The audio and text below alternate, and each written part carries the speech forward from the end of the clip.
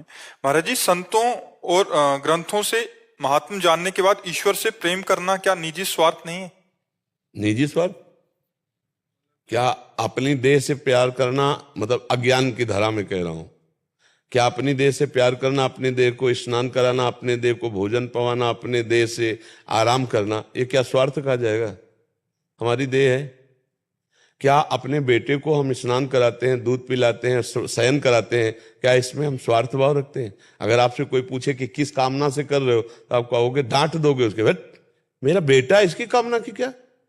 और अच्छे से जितना छक के बेटा पाले और जितना आराम से सो जाए, उतना ही माता को सुख होता है, क्योंकि मेरा बेटा है, मेरा बेटा है। अब दूसरे को पवाना हो, मान लो संतई को पवाना हो, अब कामना लग जाएगी। साधु महात्मा है, पुण्य होता है, पाप नष्ट होते हैं, भगवान की दया है, आ जाएगा कि नहीं आ जाए। लेकिन बेटे के पवाने में, तो आपने जब प्रभु को बेटा माना है और प्रियाजू को बहू माना है, तो अपने बेटा बहू से जैसा बर्ताव करते हैं वैसा कहे। इसमें स्वार्थ की बुद्धि क्या है? हाँ, स्वार्थ लगता है क्या? नहीं। अपने बेटा बहू एकांत में बैठे हंस खेल रहे हो तो कैसा हृदय होगा? मान लो माँ जाकर के देखे कि बेटा बहू हंस रहे, विनोद कर रहे, बातचीत कर रहे, तो ऐसे ही कहेगी, हे भगवान, मेरे बेटा बहू ऐसे ही आनंद से खेलते रहे, मैं ये देखती रहूं, ये दोनों सुखी रहे, आशीष निकले गला। तो वहां स्वार्थ कहाँ है?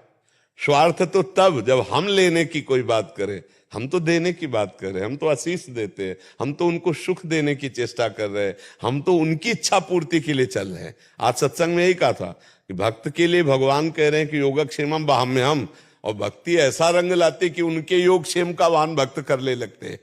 जो प्रेमी भागवत जल होते हैं वो उनको दुलार करते हैं, उनसे कभी मांगने की जरूरत ही नहीं। तो प्रेम में कहीं स्वार्थ थोड़ी होता, स्वार्थी कभी प्रेमी नहीं होता है। प्रेम में स्वार्थ नहीं होता और स्वार्थी कभी, बस अपने भाव में डटा रहे। वही लिखा कि मतलब इष्ट की भगवत्ता का स्मरण व्यवहार और सेवा में कुसंयोजन पैदा करता है, कृपया मार्गदर्शन। भगवत्ता का तो ज्यादा ख्याल नहीं आना चाहिए, और स्वार्थ व्यवहार में बिल्कुल ऐसे जैसे अपने बेटा बहू से। आनंदी माता थी राधा वल्लभ जी के पीछे, लाडली जी को बहू मानती थी, लाल जी को बेटा मानती थी। एक दिन साड़ी पहनाई तो साड़ी बार बार फिसल जाती, तो बोले, बहू अब कौन सी तुम्हें साड़ी पसंद, जितनी है उतने तो सब पहरा डाला।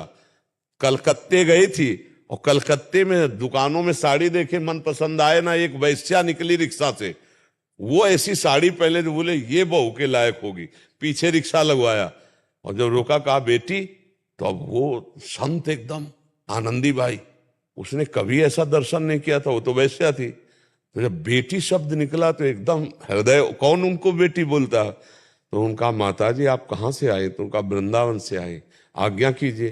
तो बोले, मेरी बहू को तुम्हारी साड़ी पसंद आएगी, ये साड़ी कहाँ मिलती, मुझे खरीदवा दो। तो उन्होंने कहा कि मैया, आज तक हम अपनी बहू को ऐसी प्यार करने वाली सास तो नहीं देखा कि वृंदावन से बहू के लिए सास ले ले कलकत्ता है, इसका मतलब। तो उन्होंने कहा, हम श्री कृष्ण को अपना पुत्र मानते हैं, किशोरी जी को अपना बहू।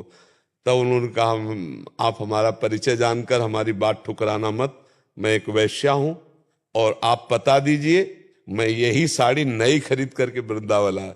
तब उनको समझ में आया आनंदी बाई को कि अच्छा, बहु कृपा वैश्या पर करना चाहती थी, इसलिए साड़ी ले पहन रही थी। वो साड़ी लेके आई और फिर श्री जी को पहना। तो हमारी भाव की भावना इतनी दृढ़ होनी चाहिए कि कोई भी बिल्कुल नहीं सुनना किसी की। ये यथा माम प्रपद्यन्ते तास तथैव भजाम्यहम्। भगवान को जिस भाव से भजा जाता है उसी भाव से भगवान। हाँ, एक